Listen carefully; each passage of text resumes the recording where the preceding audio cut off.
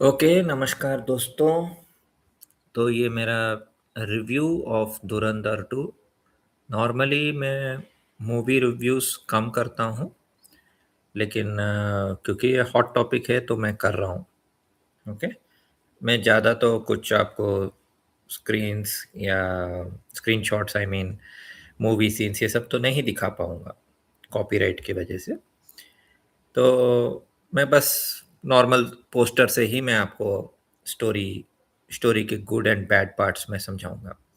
पहली बात, जो लोग बोल रहे थे प्रोपागेंडा, मुझे नहीं लगा कि प्रोपागेंडा या प्रचार मूवी है। यस, द डीमोनेटाइजेशन पार्ट जो दिखाया गया वो थोड़ा ऑड लगा, but otherwise it's not exactly a propaganda movie, it's a spy genre film. क्योंकि जब तक हम मूवी नहीं देखते हमें पता नहीं चलता है, right?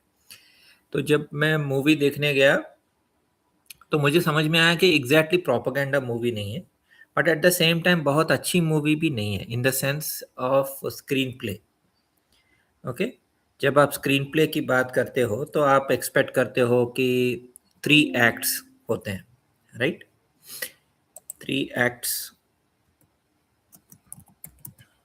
Act structure, screen play.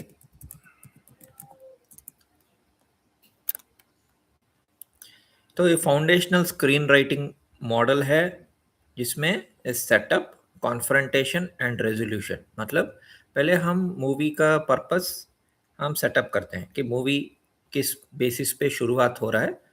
फिर कॉन्फ्रंटेशन, कॉन्फ्रंटेशन का मतलब ये है एक्ट 2 में कि जो मेन प्लॉट पॉइंट है, किससे आपका झगड़ा है या किस कौन सा कॉन्फ्लिक्ट आपको सॉल्व करना है, किससे झगड़ा है या किस मुद्दे पे आप ये कर रहे हैं। और फाइनली रेजोल्यूशन, मतलब उस पूरे समस्या को आप सॉल्व कर रहे हो फाइनली। तो ये तो फाउंडेशनल है। और मुझे पता है कि आदित्य धर ने ये 3 एक्ट स्ट्रक्चर फॉलो नहीं किया है, थोड़ा अलग सा ही है।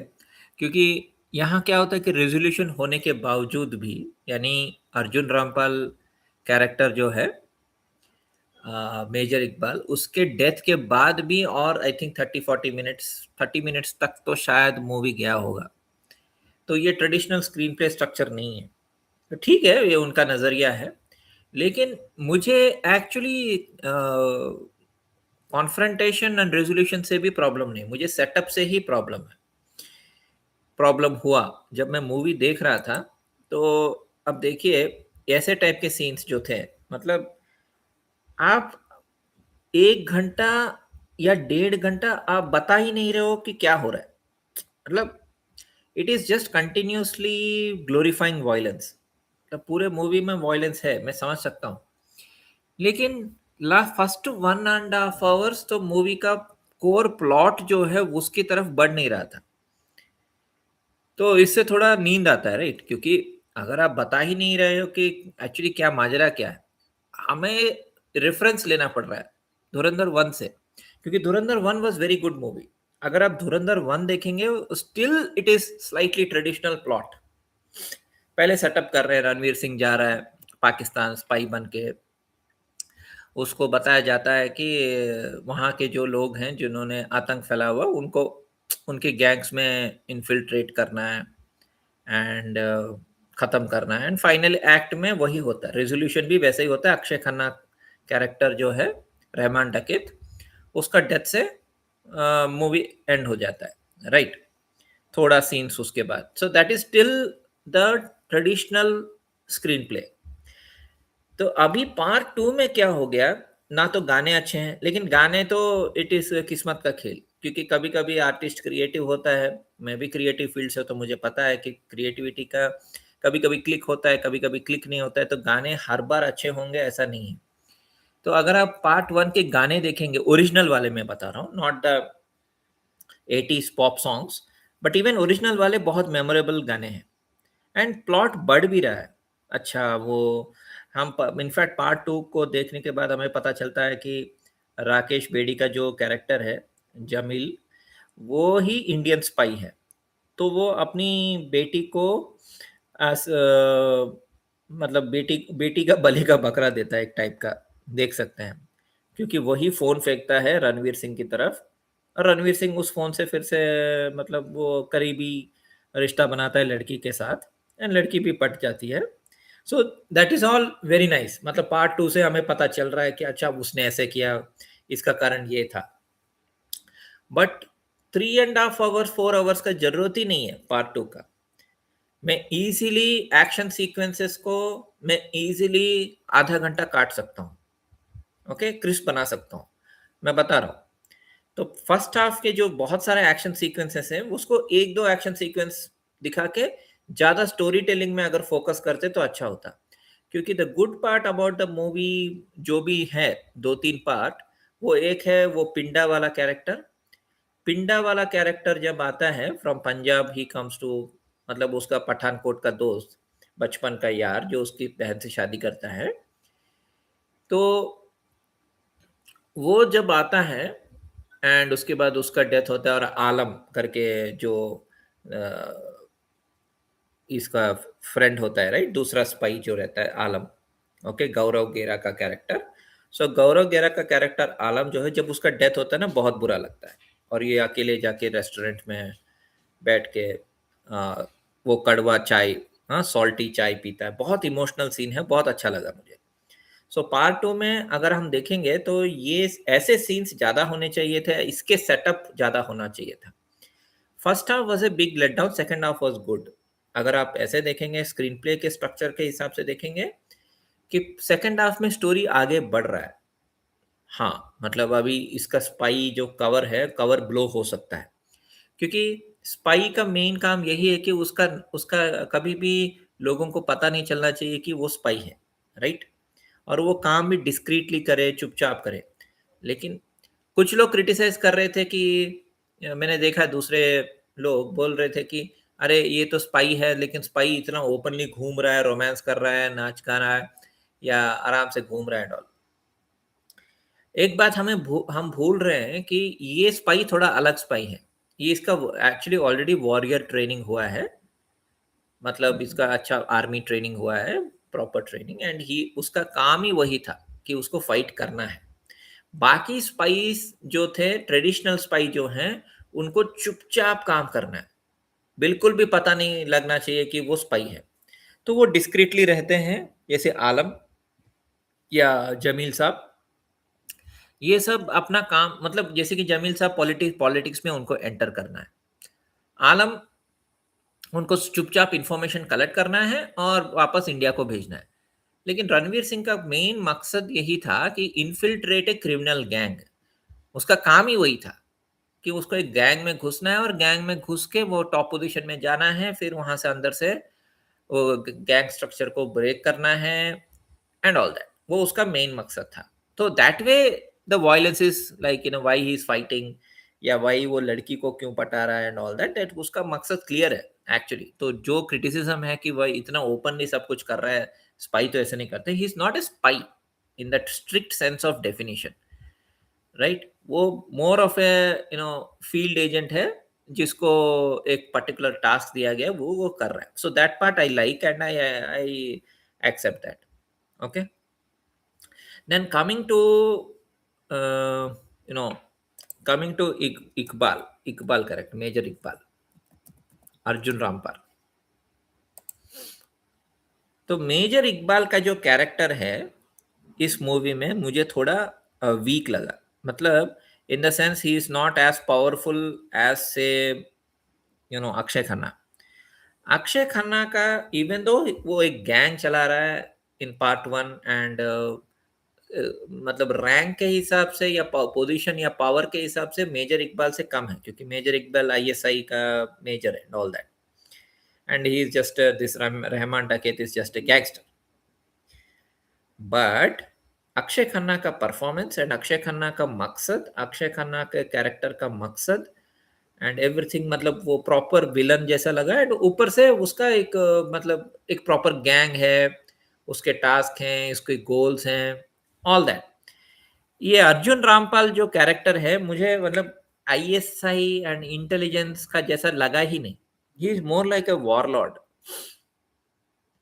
मतलब ये आईएसआई वाले ऐसे नहीं होते हैं राइट थोड़ा इंटेलिजेंस गैदरिंग एंड उसमें थोड़ा स्ट्रांग होता है। जैसे कि वीडियो कॉल कर रहा है आराम से रणवीर सिंह, तो हमें ये कहीं नहीं दिखा रहे हैं कि एक्चुअल में पाकिस्तान इंटेलिजेंस कर क्या रहा है, मतलब सो रहा है कि मतलब उनके पास भी तो होते होंगे राइट, कि अच्छा कोई फ़ोन कॉल जा रहा है, फ़ोन कॉल आ रहा है, राइट? इम्पोर्टेंट पीपल पे नज़र रखना, तो ये सब तो करते हैं हर देश में। हर आदमी के ऊपर कैमरा तो नहीं लगाएँगे, सीसी कैमरा या उनका फ़ोन ट्रैक करना, ये सब तो नहीं करते होंगे। लेकिन इम्पोर्टेंट पीपल अगर वो एक बलोच गैंग का लीडर है हमज़ा, यानी the Ranveer Singh, then this fellow should at least know that right? और मूवी में कहीं भी पाकिस्तान इंटेलिजेंस ठीक से काम कर रही है करके मुझे तो नहीं दिखा। शायद आपने देखा होगा, कोई किसी और ने देखा होगा, मुझे तो Pakistan intelligence it's like missing from the movie, both the movies in fact, part 1 part 2। और ये आईएसआई का हेड टाइप का एक सीनियर लीडर होके बस मतलब ऐसे बैठ के स्पीच देना एंड ऑल, समहाउ मेरे को बहुत ऑड लगा एंड ऊपर से पे ऑफ ठीक नहीं लगा। हाँ, लास्ट में थोड़ा इमोशनल सीन हो जाता है जहाँ वो बहुत गंदी गालियाँ देता है इंडिया को, इंडिया के लोगों को एंड दज्जाल ऐसे करके चिल्ला के मर जाता है राइट।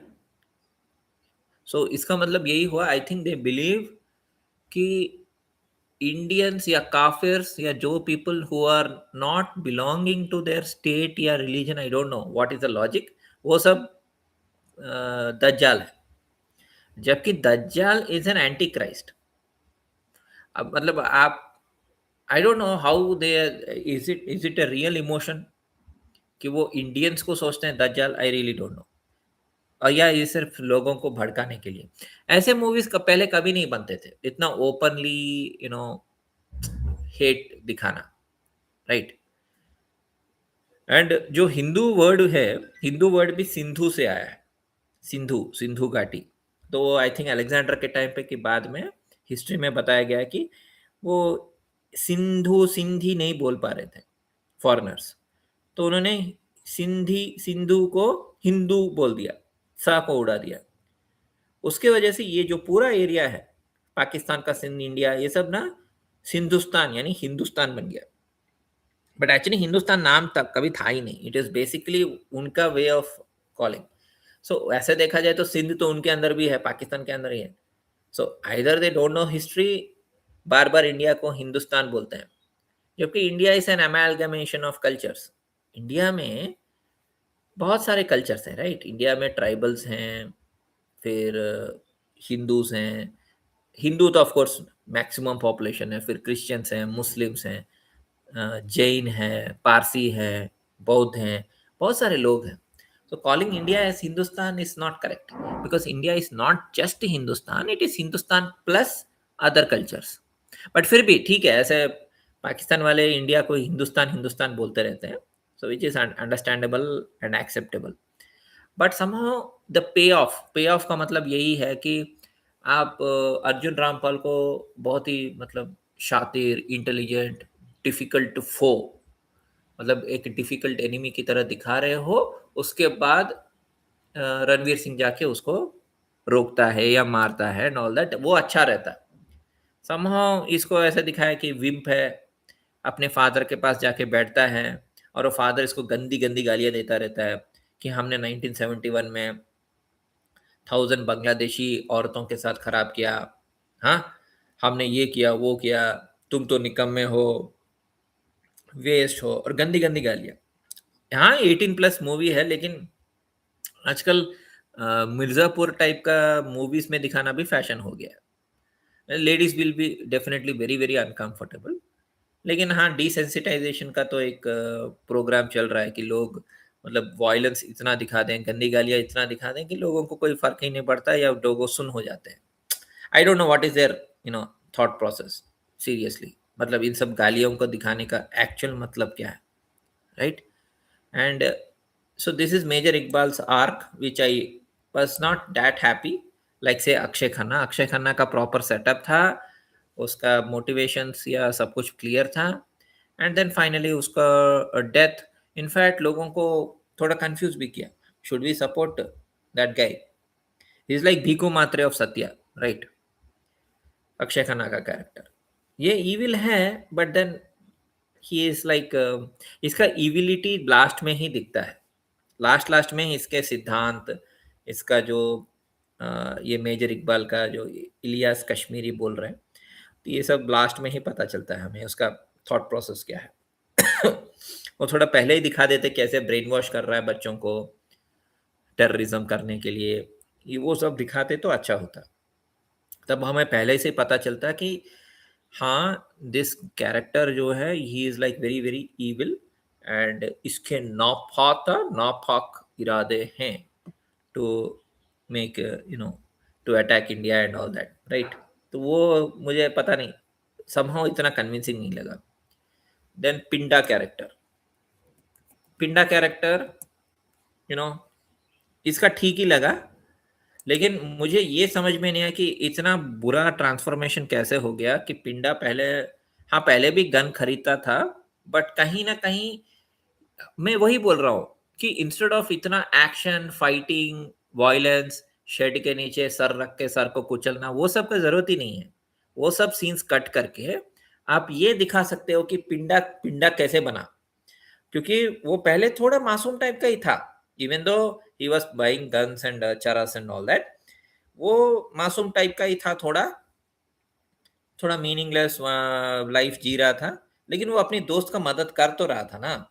तो वो अपनी उसके दोस्त का यानी रणवीर सिंह की बहन से शादी भी करता है, तो थोड़ा पठानकोट बैकग्राउंड दिखा के ये पिंडा कब इतना बड़ा वांटेड टेररिस्ट बन गया, खालिस्तान सपोर्टर बन गया, टेररिस्ट बन गया, ये दिखाना जरूरी था मेरे हिसाब से।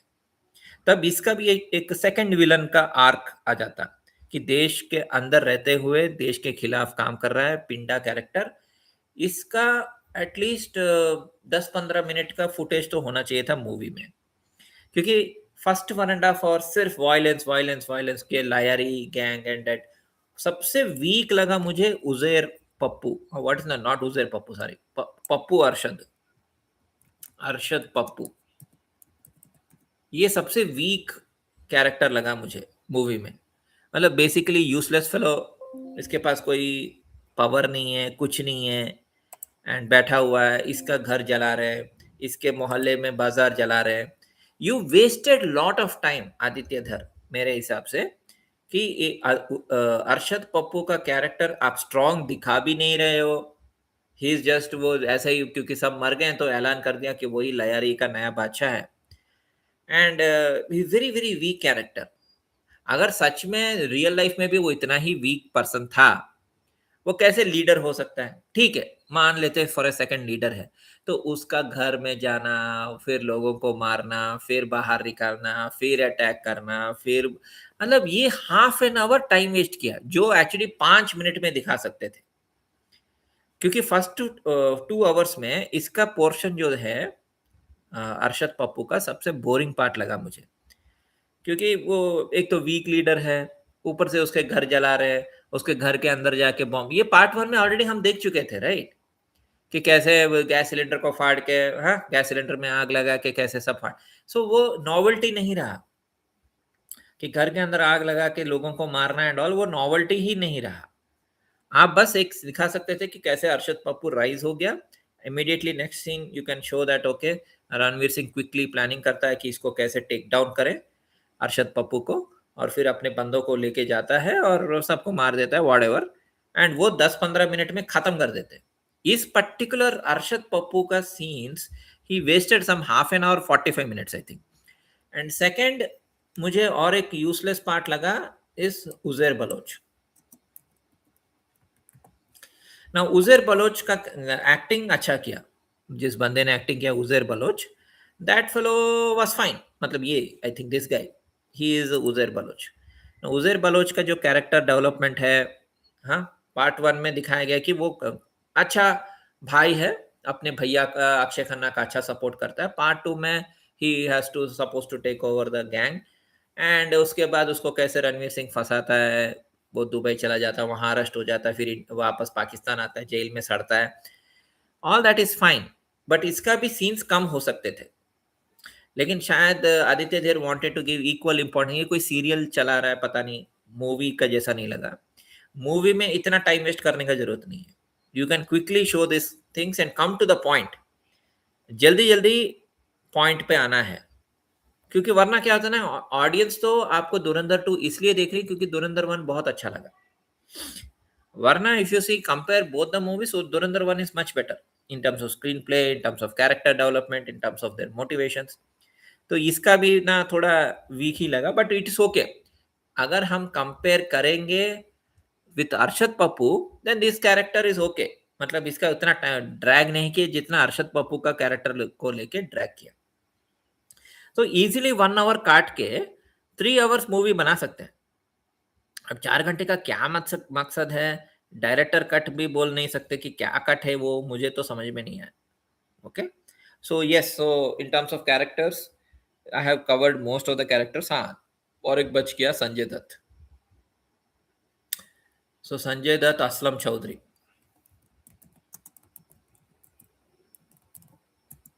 असलम चौधरी, whatever.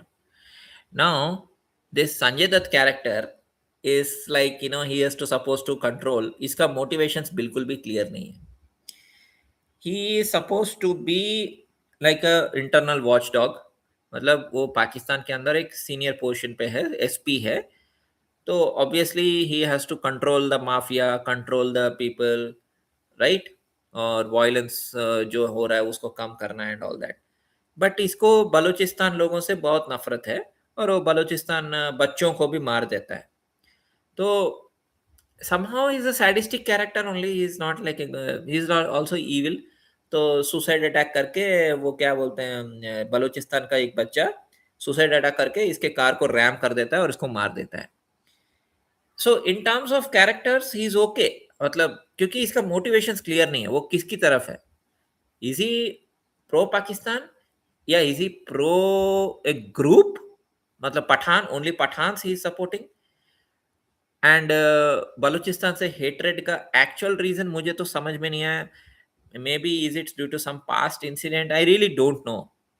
मतलब मैं वही बोल रहा हूँ ना, एक्शन सीक्वेंसेस में जितना ध्यान दिया गया है बोथ द मूवीज में, स्पेशली पार्ट 2 में, पार्ट 1 में स्टिल एक्शन मुझे समझ में आता है, लेकिन पार्ट 2 में मीनिंगलेस एक्शन छोड़ के असलम चौधरी का बैकग्राउंड, वो कैसे असलम चौधरी बना। जैसे कि पार्ट 1 में जमील जमाल बोलता है कि 7 साल पहले तुमने ही थोड़ी गलती की होगी इसलिए मैंने तुम्हें सस्पेंड किया। यार वो दिखाओ ना, पार्ट 2 में आप दिखाओ कि असलम कैसे असलम बना, क्यों वो सस्पेंड हुआ 7 साल पहले, what was the reason, why वो बलूचिस्तान लोगों से इतना नफरत क्यों करता है, what exactly are the causes. Otherwise is just a meaningless monster ना। वो जा रहा है पार्ट 1 में, जैसे वो गया हवा हवा ए हवा गाना मतलब बैकग्राउंड में चल रहा है और जाके 4 बलूचिस्तान लड़कों को मार दिया। तो वो पार्ट 1 में ठीक था, लेकिन पार्ट 2 में एटलीस्ट इसका बैकग्राउंड, बैक स्टोरी कुछ तो दिखाते हैं कि क्यों वो ऐसे बलूचिस्तान को हेट कर रहा है। मैं वही बोल रहा हूँ, see if your screen play का एक मेजर मेजर रूल ये है कि जब भी आप एक आइटम या पर्सन को इंट्रोड्यूस करते हैं तो उसके बारे में जनता को बताना जरूरी है। जैसे कि मैं सीन का फर्स्ट सीन में क्लॉक दिखा रहा हूँ, वो क्लॉक वहां रखा हूं तो उसका कुछ मतलब होना चाहिए। इस स्क्रीन प्ले का मतलब वेरी स्ट्रॉन्ग रीजन है। मतलब I am put A table, मतलब स्टार्टिंग मूवी के स्टार्टिंग में मैंने एक टेबल रखा है, तो आप सोच सकते हैं टेबल टेबल तो इनएनिमेट ऑब्जेक्ट है, मतलब वो तो उसके अंदर जान नहीं है, प्राण नहीं है, उसको रखा, उसको बाद में निकल, उसको रिपीट करने का क्या जरूरत है। जरूरत है, क्योंकि मेंटल मॉडल्स बनते हैं, मेंटल एसोसिएशंस बनते हैं। मैं मतलब मैं अभी मान लीजिए एक घर दिखा रहा हूँ, घर के अंदर टेबल दिखा रहा हूँ, आधे घंटे के बाद वही घर दिखा रहा हूँ, टेबल नहीं है, फॉर एग्जाम्पल, इसीलिए एग्जाम्पल, स्क्रीन प्ले का रूल बता रहा हूँ। तो आदमी सोचेगा, को बहुत सारे लोग नजरअंदाज कर देंगे, बुद्धू टाइप के स्पेक्टेटर्स, लेकिन इंटेलिजेंट स्पेक्टेटर्स या इवन कॉमन, थोड़ा इंटेलिजेंस कॉमन सेंस वाला, तो ये सोचेगा ना कि ये टेबल कहाँ गया, क्या टेबल को निकाल दिया। So it is like deviating from the point. वो टेबल वैसे ही होना चाहिए, इसको हम बोलते हैं कंटिन्यूटी। जब हम क्योंकि मैं भी, मुझे भी थोड़ा मतलब, इवन दो मैं परफेक्टली सिनेमा राइटर नहीं हूँ, मैं सिनेमा फील्ड में जाने वाला था, मैं नॉर्मल राइटर बन गया, और मैंने फिल्म इंडस्ट्री के ऊपर बुक्स भी लिखे हैं 2-3, इंटरटेनमेंट इंडस्ट्री और फिल्म इंडस्ट्री के ऊपर 2 बुक लिखे हैं मैंने। तो मुझे थोड़ा स्क्रीन प्ले का आइडिया है, बेसिक रूल्स मुझे पता है, और मुझे ये भी पता है कि कैसे हम एक्ट को या एक शॉट को कैसे एस्टेब्लिश करते हैं। जैसे कि बिल्डिंग में सीन चल रहा है, तो बिल्डिंग पहले दिखा देते हैं, उसके बाद बिल्डिंग के अंदर जाके हम बाकी वार्तालाप दिखाते हैं। तो ऑडियंस को ये पता चलता है कि ये कौन-सा लोकेशन में बातचीत हो रहा है। तो 1-2 बार बिल्डिंग को दिखाते हैं, तो तीसरी बार ज़रूरत नहीं है। तीसरी बार मेंटल एसोसिएशन मॉडल बन जाता है, ऑडियंस को समझ में आ जाता है कि वो ये जो तीसरी बार जो हम बिल्डिंग के अंदर कन्वर्सेशन दिखा रहे हैं, ये शायद अक्षय खन्ना, रहमान डकैत का ही घर है। There is no need to बार-बार दिखाने का ज़रूरत नहीं है, ठीक है? तो वो अलाउड है। लेकिन अगर मान लीजिए आप एक घर दिखा रहे हैं, घर के अंदर सामान दिखा रहे हैं और उस सामान में टीवी पहले शॉट में है, दूसरे शॉट में टीवी नहीं है। फिर तीसरे शॉट में टीवी है, चौथे शॉट में टीवी नहीं है। तो ये क्या होता है, एक डिसएसोसिएशन हो जाता है। आप समझ रहे हैं? So there are too many loose ends in the plot. मुझे ये समझ में नहीं आया कि आदमी कौन है, क्या इसका मोटिवेशन क्या है? So one of the weaker क्या बोलते हैं स्क्रीन प्ले एस्पेक्ट मैं बोल सकता हूँ, नॉट कैरेक्टर, कैरेक्टर तो ठीक है, लेकिन वीकर एस्पेक्ट मुझे ये लगा मूवी का कि they are not establishing the motivations of the key characters, okay? तो इसको एस्टैब्लिश करना ज़रूरी है कि क्यों बना? क्यों ऐसे बना? ऐसा मॉन्स्टर क्यों बना? आप समझ रहे हो? सो या आई मीन एंड ऐसा लग रहा था कि बहुत ही छोटा-सा आइलैंड टाइप का देश है पाकिस्तान, जबकि ऐसा नहीं है। पाकिस्तान काफ़ी बड़ा देश है। ऑफ़ कोर्स इंडिया के कंपेयर तो छोटा देश है, लेकिन इतना छोटा भी नहीं कि सिर्फ़ एसपी ही सब कुछ रूल कर रहा है। मतलब उनका इंस्पेक्टर जनरल ऑफ पुलिस, बाकी सब लोग सो रहे हैं क्या? Show some other police details नो कि पुलिस वाले से भी बातचीत हो रही है। अभी for example Aslam Chaudhary is talking to his senior superior officers, कुछ प्लानिंग कर रहा है ये वो। He is directly reporting to some stupid local politician. मतलब एक टाइप का मतलब वरना आप एसपी टाइटल ही मत रखो। आप ऐसे रखो कि Chaudhary Aslam police, that's it. आप एसपी बता रहे हो। अगर आप बता रहे हो कि ये एसपी है तो इसके ऊपर के ऑफिसर्स क्या मर गए हैं? वो लोग कुछ नहीं बोल रहे हैं। ये जो भी अपनी मन मर्जी कर रहा है, and why is he reporting to local politician? 7 साल के बाद लोकल पॉलिटिशियन उसको इन रीइंस्टॉल कर रहा है। वो सब तो ठीक है, लेकिन what about the other police people? Where are they? Specially the IG, DGP, उस कैडर वाले लोग कहाँ हैं? सो आप समझ रहे हैं? ऐसे देखा जाए तो बहुत सारे प्लॉट होल्स हैं, लेकिन देशभक्ति है चल रहा है ऑब्वियसली। तो देशभक्ति चल रहा है, तो ये सब अलाउड है, राइट? सो या आई मीन बहुत सारे प्लॉट होल्स हैं, बहुत सारे मिस्टेक्स हैं, लेकिन अलाउड है क्योंकि मूवी भी मतलब लोगों को पसंद आई and people are wanting the patriotism and all that. But हाँ, the biggest flaw in part two as compare to part one मुझे बहुत अच्छा लगा, ठीक ठाक लगा। वो भी आधा घंटा काट सकते थे, but it was okay, it was understandable, justifiable. Part two में अ, उज़ैर उज़ैर हाँ, व्हाट्स हिज़ नेम फिर से मैं भूल गया। अरशद पप्पू का character waste, half an hour, 45 minutes wasting the time of audience, not coming to the point. And इसके मिशन होने के बाद जब वापस इंडिया जाता है, फिर से आधा घंटा ट्याव गिटार लेके नहीं सॉरी वायलिन लेके टॉय, टॉय, टॉय ये सब का ज़रूरत नहीं था।